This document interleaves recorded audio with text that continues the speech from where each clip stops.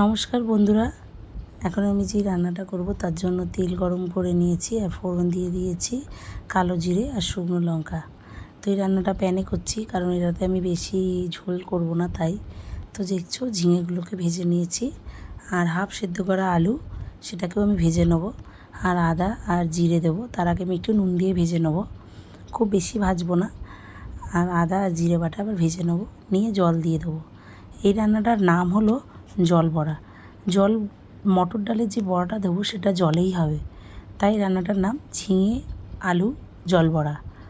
তো এই যে কষানো হয়ে গেছে, এবার আমি জল দিয়ে দেবো পরিমাণ মতো জল, যেন সব কটা সবজি ডুবে ডুবে যায়।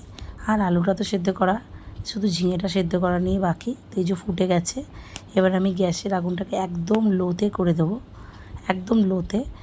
দেখো ফোটা বন্ধ হয়ে গেছে, মানে লো হয়ে গেছে। আর এই যে মটর ডাল বেটে রেখেছি লঙ্কা দিয়ে নুন দিয়ে, এবার মটর ডালগুলোকে চামচ দিয়ে বা হাত দিয়ে একটু একটু করে ছেড়ে দেবে, যেন গায়ে গায়ে না লাগে।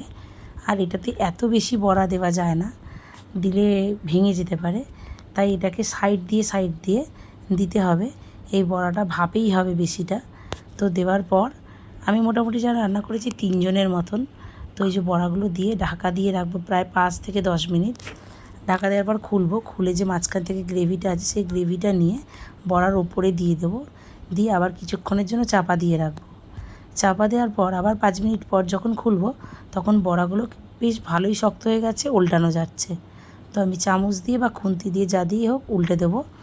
বড়াগুলো উল্টে গেছে মোটামুটি, আর প্যানটা ধরে একটু ঝাঁকিয়ে দেবো, তাতে এতে যে গ্রেভিটা ভালোভাবে বড়ায় ঢুকে যাবে। আর বড়াগুলো দেখো ভালোভাবেই উল্টানো যাচ্ছে।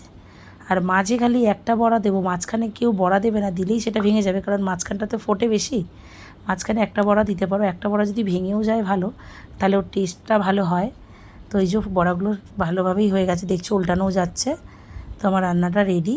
তো গরমের দিনে এটা খুব ভালো খাবার, হালকা পাতলা খুব ভালো খাবার। এটা বেশি ঝোল হয় না, এটা গ্রেভি হয়। তো এই যে রান্নাটা রেডি। রান্নাটা কেমন লাগলো জানিও, একটু অন্য টাইপের রান্না, কিন্তু বড়াগুলো খেতে খুব ভালো হয়েছিল। পারলে একবার ট্রাই করো। ভিডিওটা কেমন লাগলো জানিও। Thank you.